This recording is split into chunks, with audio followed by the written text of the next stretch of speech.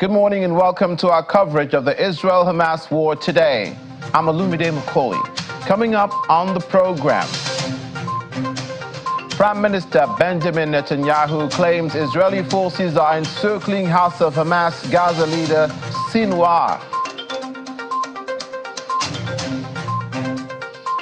UN chief rings alarm on global security threat from Gaza war. Plus,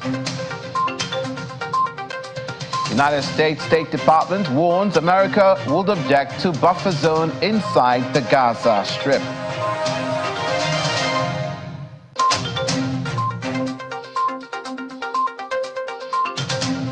Thank you for joining us today. The Israeli Prime Minister Benjamin Netanyahu has no strategy for the war and beyond but to remain in power. These are the words of a political science expert, Professor Uriel-Abulov from University of Tel Aviv. Facing a huge wave of criticism over his failure to prevent the shock Hamas infiltration of Israel on October the 7th, Benjamin Netanyahu has largely avoided the limelight while conducting a two-front war, one against Hamas and the other, according to sources, for his own political survival. Residents of the streets of Jerusalem say the moment marked the end of Prime Minister Netanyahu's career, with some calling for his immediate resignation and others wanting his tenure to finish after the war.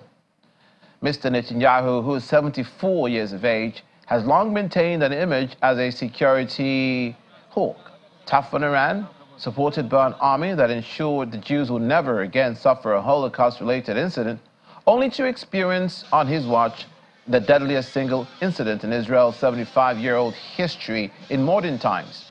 Known by his nickname Bibi, Mr. Netanyahu stands to gain from a war that further delays his 3.5-year-old corruption trial and puts off an expected state inquiry into why Israel, under his leadership, was caught off guard. I think that what the war has shown us for nearly 2 months now is that really Netanyahu has no strategy but remaining in power. It's been almost 2 months and Netanyahu has not truly outlined the day after in any substantial detail. The only thing that we see now is a prime minister who is keen on retaining his office as a premier. Beyond that, there is no vision, neither for Israel or for what will happen with the Palestinians. What we have seen on October 7 is the exact result of Netanyahu's divide and rule strategy. What he was trying to do for 30 years now is basically to divide between the West Bank and the Gaza Strip, between the Palestinian Authority and the PLO and Hamas and other radical organizations, and effectively favoring the radical organization over the more moderate, in exact opposite to every other Israeli leaders, whether right-wing or left-wing. And Netanyahu has done that not in order to further Israel's security, but in order to further his own personal power. I think that Netanyahu should step down already. He's the one responsible for what's going on today. And the war is proceeding according to what they wanted to do. But I think it should be led by people who are not that involved with what happened in the catastrophe of October 7th. I would like a new prime minister because I think there's been a lot of bad feelings generated, and I think it would do well to heal the country, and I think a fresh perspective is a good idea.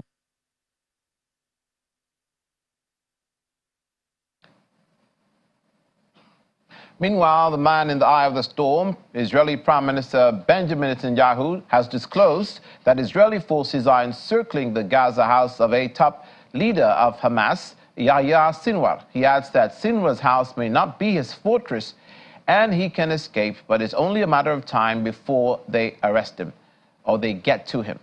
Mr. Netanyahu was speaking in a recorded video statement.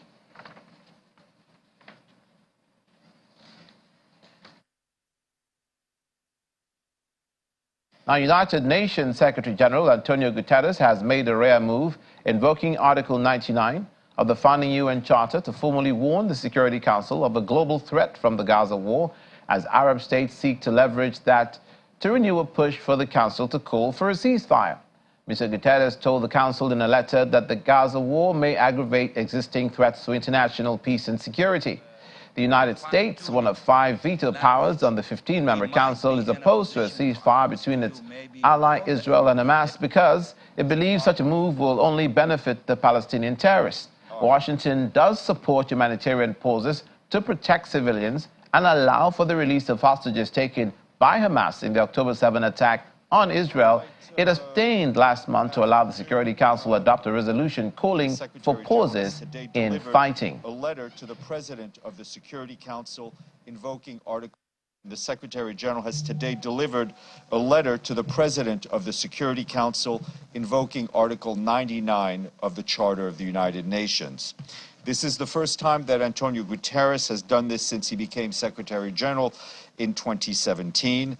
Article 99 states, and I quote, that the Secretary General may bring to the attention of the Security Council any matter in his opinion that may threaten the maintenance of international peace and security.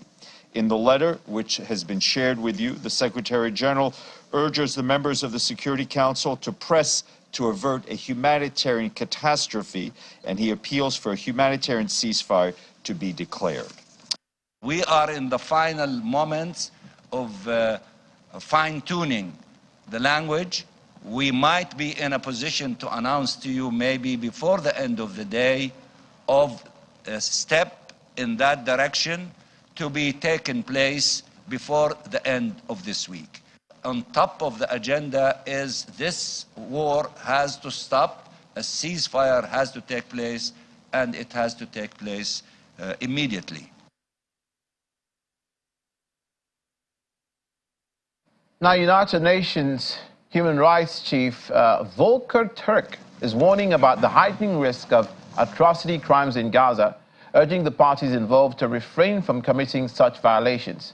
According to the UN, the term atrocity crimes refers to the crimes of genocide, crimes against humanity, and war crimes as defined by international treaties. Israeli troops and Hamas terrorists were locked in fierce ground combat in Gaza on Wednesday after the Israelis reached the southern city of Han Yunis. Bombardment in recent days has forced the population to flee to the south of the densely populated Palestinian enclave, where overcrowding and the absence of sanitation could spread disease. The catastrophic situation we see unfolding in the Gaza Strip was entirely foreseeable and preventable. My humanitarian colleagues have described the situation as apocalyptic. In these circumstances, there is a heightened risk of atrocity crimes. Measures need to be taken urgently, both by the parties concerned and by all states, particularly those with influence, to prevent any such crimes. The international community needs to insist with one voice on a ceasefire immediately on human rights and humanitarian grounds. Palestinians in Gaza are living in utter, deepening horror. Military operations, including bombardments by Israeli forces, continue in North, Middle, and South Gaza, affecting people who have already been displaced multiple times, forced to flee in search of safety. But no place is safe. As we speak, some 1.9 million out of the 2.2 million Palestinians have been displaced and are being pushed into ever-diminishing and extremely overcrowded places in southern Gaza in unsanitary and unhealthy conditions. And humanitarian aid is again virtually cut off as fears of widespread disease and hunger spread.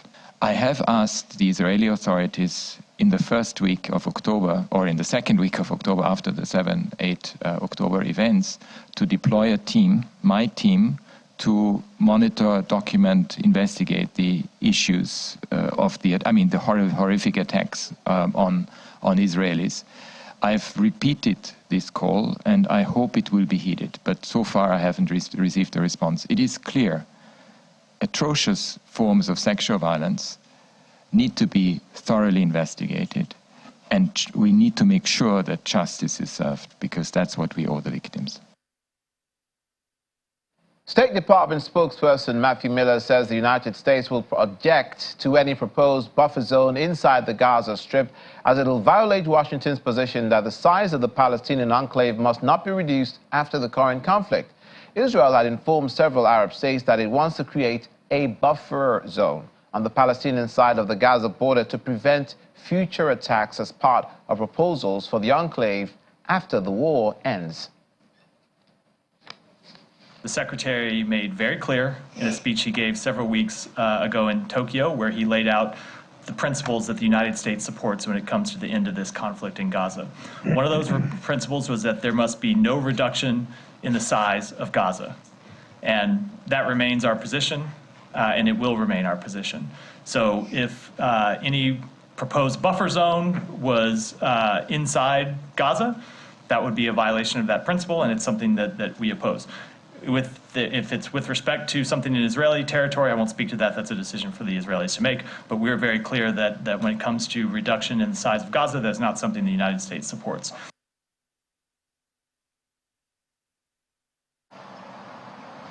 Staff from Paris-based NGO Doctors Without Borders held a vigil outside the United Nations in New York to honor colleagues who have been killed in Gaza. Wounded children, including toddlers, packed Gaza's Nasser hospital on Wednesday after an Israeli airstrike hit a residential area in central Khan Yunis. Earlier on Wednesday, Israeli forces reached the heart of the city of Khan Yunis, forcing Palestinian civilians to seek refuge elsewhere as the number of safe areas decreased. Israeli warplanes also bombarded targets across the densely populated coastal territory in one of the heaviest phases of the fighting in the 2 months since Israel began its military campaign to eliminate the Palestinian terrorist group Hamas.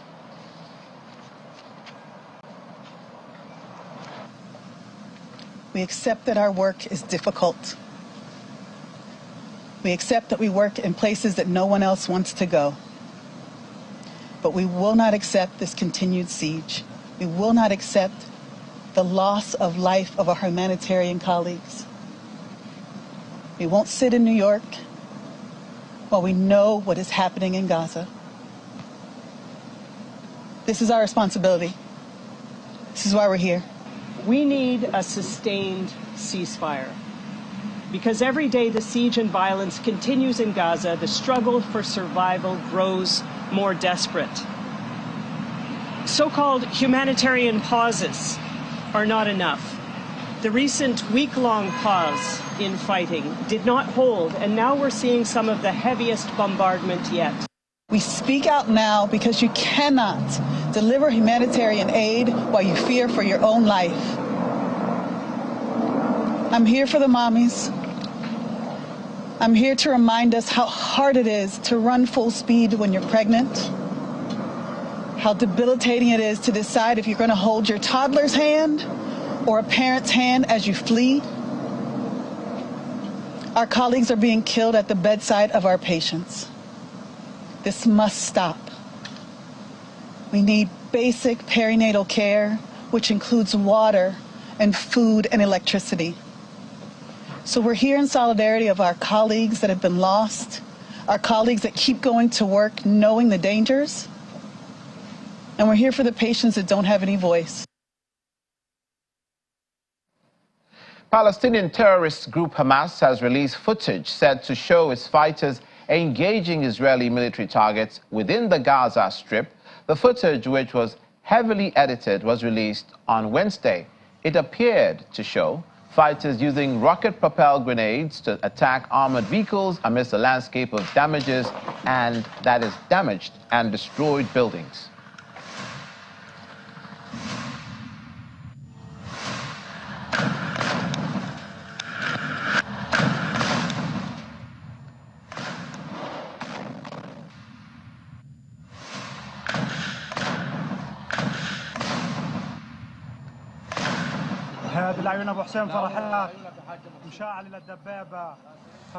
Hamas confederates Hezbollah are also claiming they attacked Israeli posts near the Lebanese border. Video provided by them shows a vehicle exploding and several explosions near alleged Israeli installations. The location of the Birkat Risha site has been confirmed by the positioning of towers, buildings and vegetation match the satellite imagery. However, the other locations and the dates on which the videos were taken cannot be verified.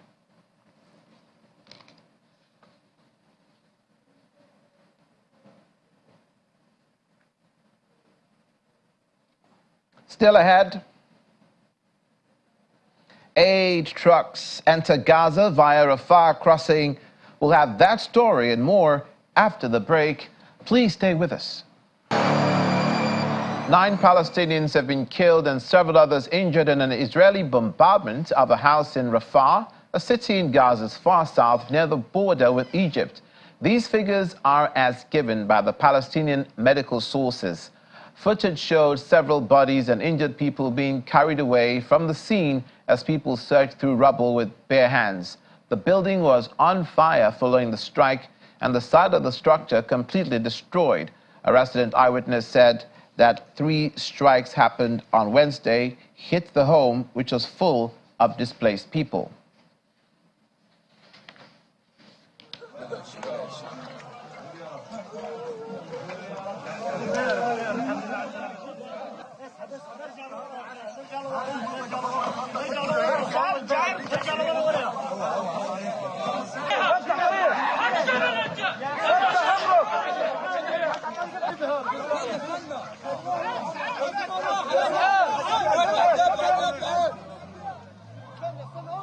Residents of Israeli settlements in the West Bank are reacting with dismay after the United States said it will begin to impose visa bans on people involved in violence in the West Bank.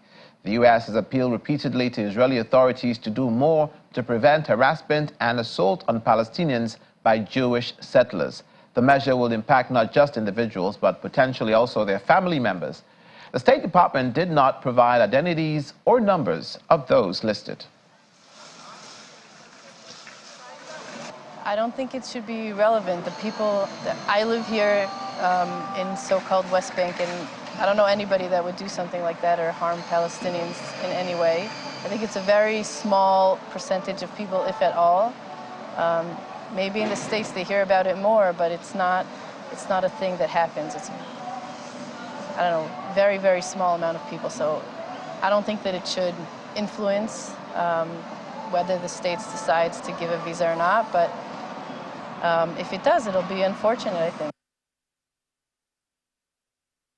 Joining us now is the Department of History and Strategic Studies, University of Lagos professor, Professor David Awarawo. The professor is speaking to us virtually from Lagos. Good morning and welcome to the program. Good morning. Thank you for having me on the program. It's our pleasure indeed, Professor. The United Nations Secretary General Antonio Guterres said in his statement, and he said it thus, that for the first time since he became Secretary General, since 2017, he was invoking Article 99. Article 99 provides, amongst other things, further down the road, possibly, military force or a fighting unit of the United Nations or of whatever composition to intervene in the case where those that caused the article to be invoked maintain that position, meaning Israel. What is your impression of this invocation of Article 99? Some will argue, why didn't he invoke Article 99 when at the height of the Russia-Ukraine war? Are the Ukrainian lives not as important and Ukrainian blood that was shed by the invasion of Russia into another sovereign country less important than this situation in the Middle East? Once again, thank you. The situation is not exactly the same.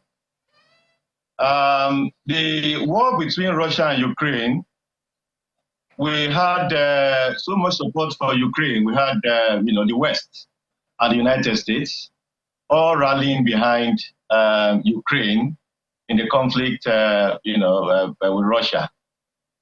So the context is different. I'm not surprised that the Secretary General did what he did. He has done what he did out of frustration. He has done everything possible to get Israel to refrain from the use of excessive force and be more concerned about the plight of civilians in this campaign. But all of that has fallen on deaf ears. To complicate that, the United States and United Kingdom have given unflinching support to Israel, despite the extensive, almost unprecedented human catastrophe that we see unfolding in Gaza. So the context is not the same. Ukraine has support from the West, from the US, from many of the big powers, United Kingdom. And so Ukraine was not abandoned to Russia to divorce, so to speak.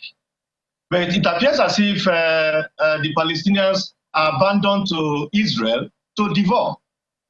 So the context is not the same. And one can understand the frustration of the United Nations Secretary General.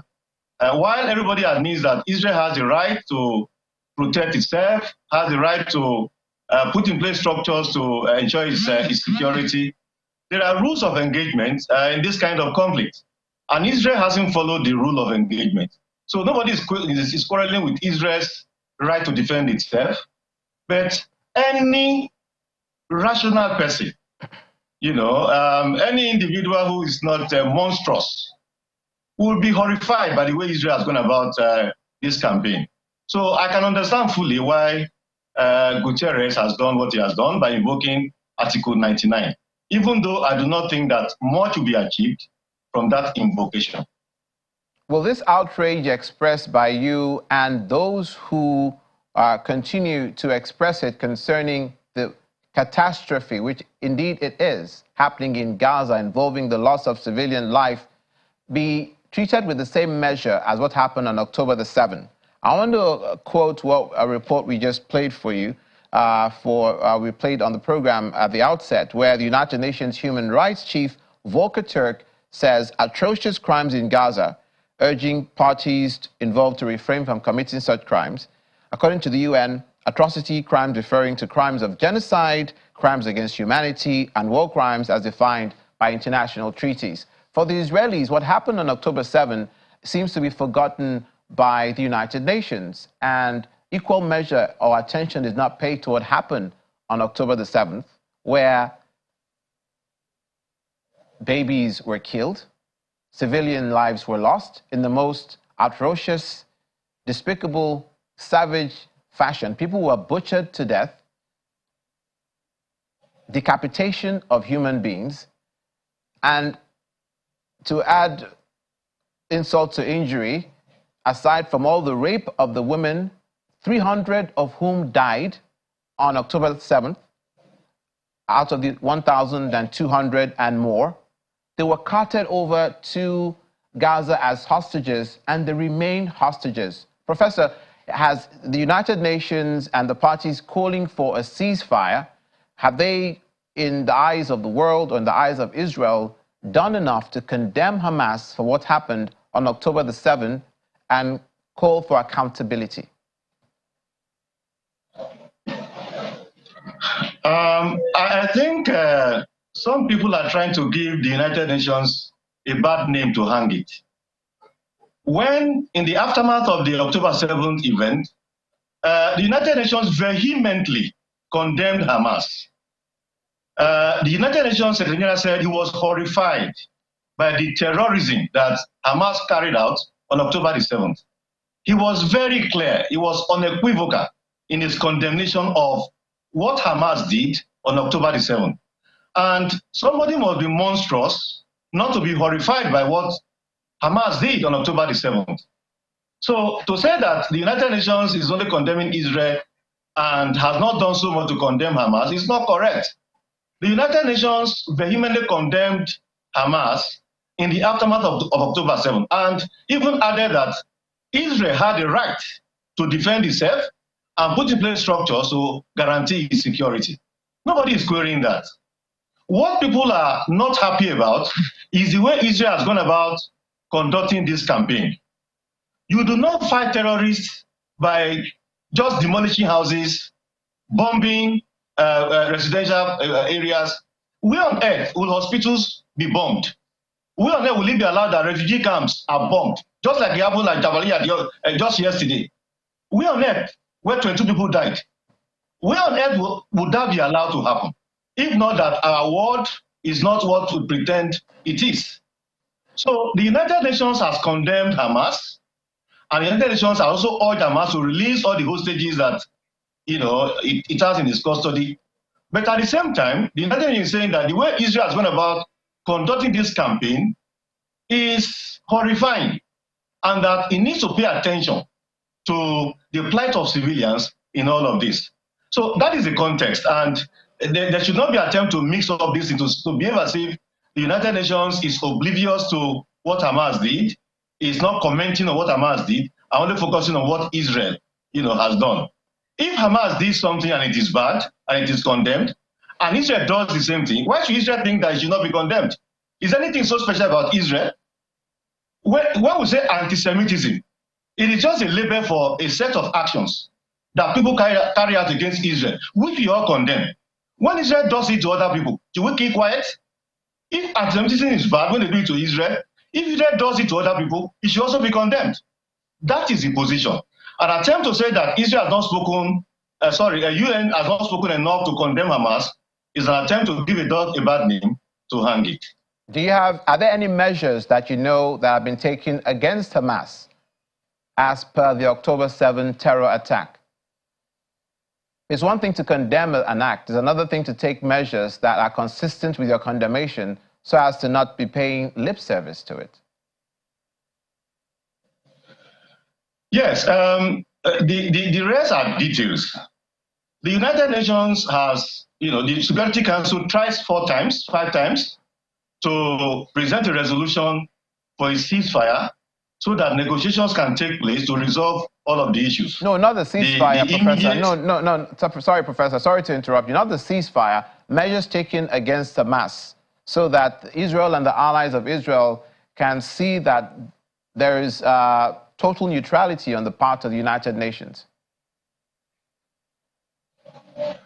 Yes, the United Nations has appealed to Hamas to eschew violence on the one hand and to release all the hostages in its custody on the other, after condemning Hamas. That is what the United Nations can do. Just as Israel too, all United Nations can do is to appeal to Israel to stop. The UN does not have a military force to go after Hamas militarily, to compel Hamas to release all of those who have been captured. The same, it doesn't have the military force to go after Israel to stop the indiscriminate killing of civilians. The best it's able to do is to appeal to both sides. To Hamas, he says he condemns it, and he says, please release all the hostages as the beginning of serious negotiations. Hamas hasn't done that. And of course, also to Israel, that Israel should be more subtle, be more, considerate of the plight of civilians in the campaign. Israel too hasn't done that. That is why we have this conundrum. Okay, Professor, you insinuated saying that if Israel does the same thing Hamas is doing, then how can they be said to be different from Hamas? But Israel has disclosed that those hospitals, some of which you spoke of, that were bombed, they weren't really bombed directly. Those Al-Shifa hospital wasn't bombed, it remains. What happens is the collateral damage of the bombings, and there is evidence presented at the United Nations, it's on the internet, that these locations are being used by Hamas as a way to mask their presence in Gaza. They're using hospitals, they're hiding behind civilian populations, they're using civilian infrastructure. There's video evidence of them using schools, using kindergartens as a stockpile for weapons. So the Israeli argument is that what do you expect them to do? That it's a military target if it's a military location to conduct a military enterprise. Yes, Israel is right in that. Israel is right in its position that Hamas hides behind civilians even hide arms in some of these places and all that. Israel is right in that. But the mistake Israel is making, two things. First, Israel thinks that it can extirpate, it can obliterate Hamas in one war. That will not happen. Just as terrorist exercise patients, insurgents exercise patients, people who fight revolutionary warfare, the exercise patients in their struggle against stronger forces, so too, those who fight terrorists, the one key thing is that they must exercise patience to be able to identify where they are, take them out without doing so much collateral damage. We are not saying that when you are going after terrorists, collateral damage will not happen, but you take measures to prevent the extensive occurrence of collateral damage. That is where Israel has got it wrong. Israel will not be able to obliterate Hamas in one war. It needs to exercise patience. Obama, during his time, there were many terrorists all over the place who had even forgotten that U.S. was looking for them. The U.S. was patient looking for them. Thousands of them were taken out. Check how ISIS was dealt with. The point I'm making is that Israel has its right, and Israel is correct to say that these people hide in civilian populations, hospitals, and all that. That is how they operate. But there are strategies to take them out without destroying everybody. That is where Israel is getting this wrong. Israel needs to be patient to go after Hamas. It cannot, obliterate Hamas in one war. Second, the thought that it's only through military force that this can be resolved is also wrong. Both sides are maintaining extreme positions. They need to shift grants. Israel is maintaining extreme position, not thinking that a Palestinian state should exist. The Palestinians who have this inveterate animosity and hatred for Israel, both sides need to shift away from their extreme positions before we can find a solution. But the issue about Israel is that it is right in saying that Hamas hides among civilians, hospitals, refugee camps, but it is wrong in thinking that everybody must be killed anywhere you find one Hamas. No, there are ways of going after terrorists that will reduce collateral damage to the barest minimum. And Israel has not yet done that in this campaign. I don't recall that Israel has ever put forward a position that the Palestinian state should not exist. But before we go into the history of it, if we have time, let's go into the present predicament of both sides. In Gaza Strip, as we speak, there's a dire humanitarian crisis which is causing the upheaval from the United Nations and other schools of thought against the Israeli incursion, and one of which is lack of water, the continuous civilian casualties that are involved. Israel says that they have dropped leaflets in the northern part of Gaza and the southern part of Gaza, indicating maps where the most likely safe zones will be for people to escape the shelling and the bombing and the fighting. Israel have also said that they've asked for aid of fuel, 180,000 liters of fuel, obviously not enough, but to try to ameliorate the suffering of the people in the Gaza Strip. What do you see on the part of Hamas as good faith on their part that they do indeed want this war to end, and that they are concerned about the lives of the Palestinians in Gaza over whom they govern? What measures do you see them taking? Hamas is a terrorist, a militant group, a terrorist group, militant group. It hasn't done enough, to my mind, to guarantee and ensure the safety of, and of course the welfare also, of Palestinians. For instance, one reason Israel gave for not allowing fuel to come into Gaza was that Hamas has a way of getting all of this to prepare their weapons and all that against Israel.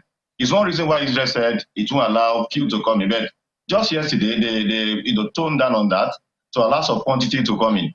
And so Hamas itself too, even though it claims it's fighting for the Palestinian rights, has it done enough to at least ensure that the safety, the welfare of Palestinians now, is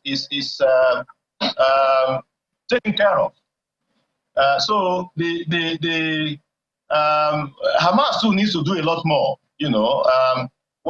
Israel says that Hamas has a whole lot of fuel at its disposal, and it is refusing to allow the ordinary man of the street to have access to all of that.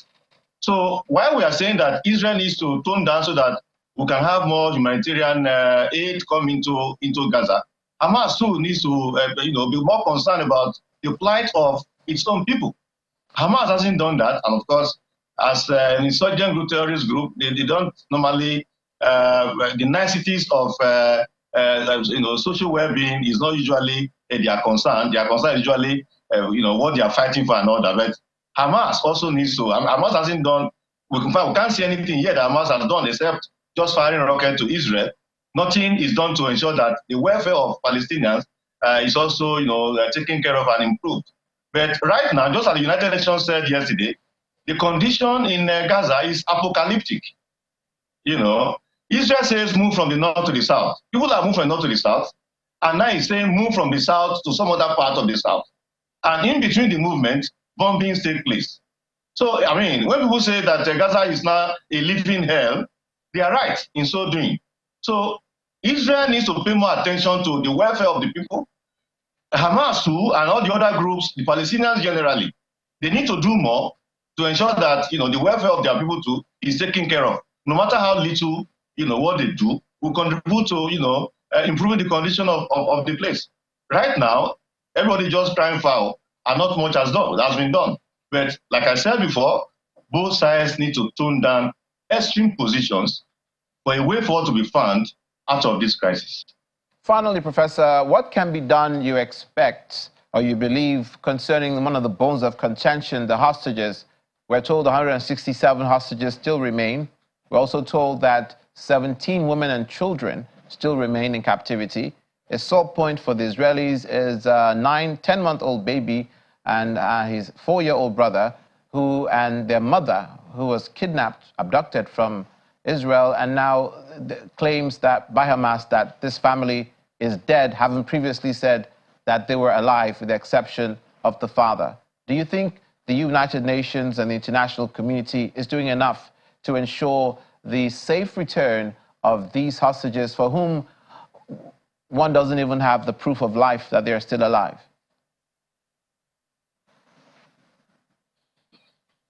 Right now, what needs to happen is that all hands needs to be on deck. The US, the United Kingdom, the unflinching support they have given to Israel shouldn't really be. They should be more bold in making Israel know that the scale of destruction and the loss of civilian life is unacceptable. 16,500 and counting. I'm talking about the hostages. Professor, I ask you about the hostages, yes, not about the loss of life. We've covered the loss of life in Gaza to some extent. I'm talking about the hostages. Hostages remain in Gaza. They don't know whether they're dead or alive. Children, women, the elderly, soldiers, they still remain in Gaza under Hamas captivity.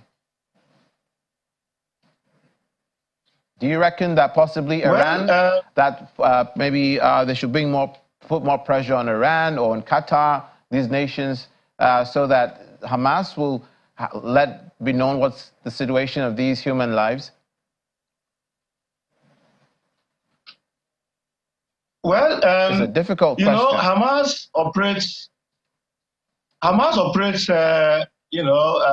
mainly in Gaza, and of course, in this war, we have also seen Hezbollah in Lebanon, Islamic Jihad, and so we have this, multifaceted,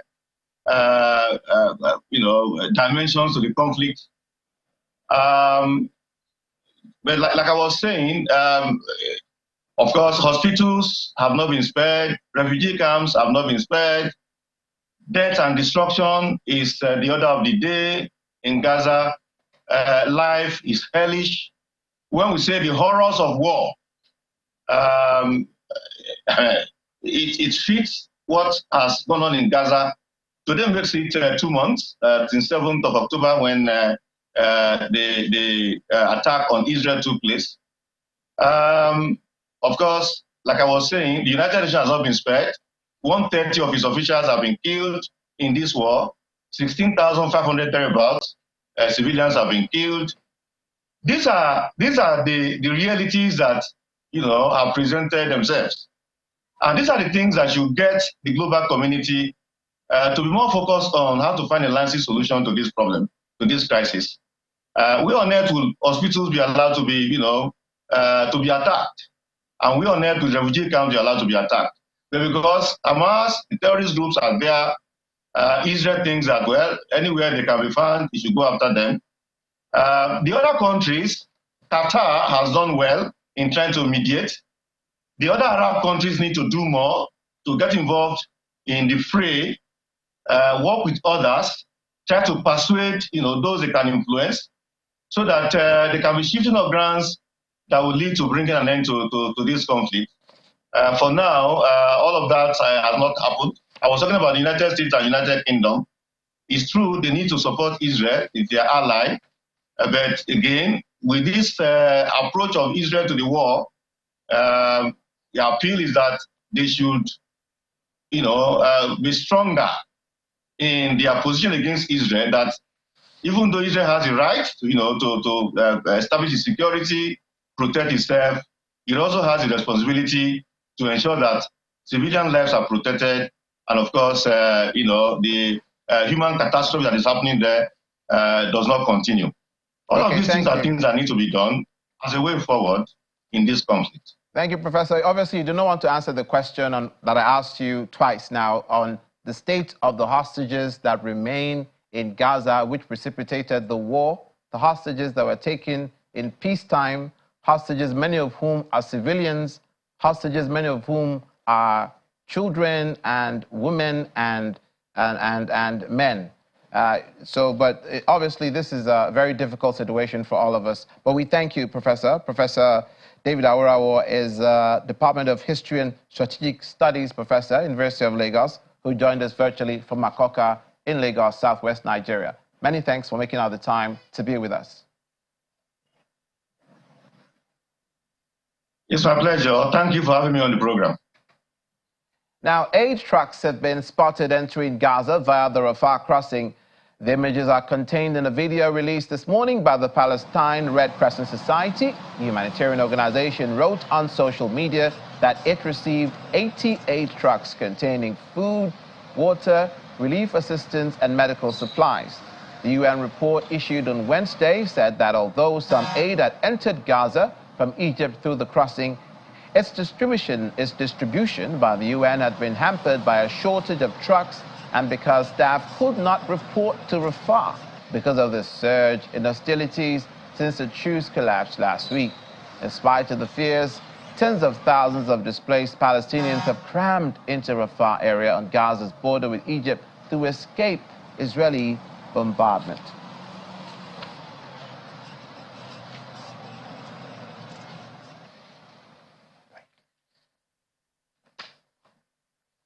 Coming up after the break, Palestinian aid trucks, the Ukraine crisis concerning the Middle East and its relations, and reliving the horror of some of the incidents. Please stay with us.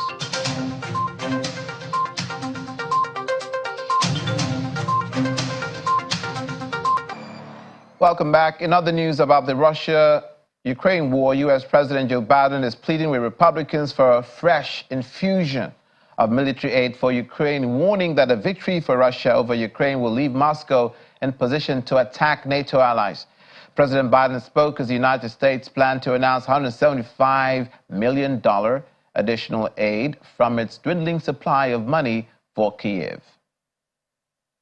I'd like to speak to you today about an urgent responsibility the Congress has to uphold the national security needs of the United States and, quite frankly, of our partners as well. This cannot wait. Congress needs to pass supplemental funding for Ukraine before they break for the holiday resources. As simple as that. Frankly, I think it's stunning that we've gotten to this point in the first place. While Congress, and Republicans in Congress are willing to give Putin the greatest gift he could hope for and abandon our global leadership, not just Ukraine, but beyond that. We've all seen the brutality that Putin has inflicted on Ukraine, invading another country, trying to subjugate his neighbors to his iron rule, committing atrocities against Ukrainian civilians, trying to plunge them into the cold and darkness of winter by bombing their electrical grid so they don't have any heat during the winter, or electricity for that matter. Russian forces are committing war crimes. It's as simple as that. It's stunning. Who is prepared to walk away from holding Putin accountable for this behavior? Who among us is really prepared to do that? I just did a meeting with the G7, which was one of the issues we discussed. All the European leaders. We are prepared to stay with us, stay with Ukraine. And our European friends are as well. Who in the United States is prepared to walk away from that? I tell you, I'm not prepared to walk away. And I don't think the American people are either. If Putin takes Ukraine, he won't stop there. It's important to see the long run here. He's going to keep going. He's made that pretty clear. If Putin attacks a NATO ally, if he keeps going, and then he attacks a NATO ally, well, we've committed as a NATO member that we defend every inch of NATO territory. President of the United States, Joe Biden. In the same vein, U.S. Defense Secretary Lloyd Austin is urging Congress to pass President Biden's national security funding request, which includes military aid to Ukraine as it fights to repel Russian invasion. His remarks come as Ukraine and the U.S. held a military industry conference in Washington. Kyiv is ramping up efforts to produce its own weapons amidst concern supplies from the West might be faltering. It also hopes joint ventures with international armament producers can help revive its domestic industry. President Joe Biden's administration asked Congress in October for nearly $106 billion to fund ambitious plans for Ukraine, Israel, and U.S. border security, but Republicans who control the House with a slim majority rejected the package. Now, President Biden has laid down a clear objective. The United States seeks a free and sovereign Ukraine that can defend itself today and deter more Russian aggression in the future. And so, together with our allies and partners, we must continue working to help Ukraine repel Russian forces today and to build a future force for Ukraine that can deter more Russian aggression in the years to come. That will mean strengthening Ukraine's defense industrial base, both to maintain Ukraine's current war effort and to bolster Ukraine's national strength and deterrence long into the future. And that's been an important opportunity for partnership with our own defense industrial base. This conference was agreed upon by the President Biden and President Zelensky. And I believe it will be a starting point of the joint productions of the weapons and they conceived. Ukraine needs the localizations of the modern weapons productions for fight successfully. Europe needs to strengthen its capabilities to deter the aggressor. The United States needs greater industrial power to remain the beacon of the global democracy. The situation on the Eastern Front is challenging. The aggressor is attempting to amass its forces. However, our soldiers are sure they can't break their plans. And do you know why? I tell you what one of the soldiers told me. Nothing builds confidence like live ammo. So let's provide them together for the sake of Ukraine and the entire free world. Back to the crisis in the Middle East, and finally, film producers have recreated the events of an Israeli music festival, the one targeted by Hamas terrorists on October the 7th.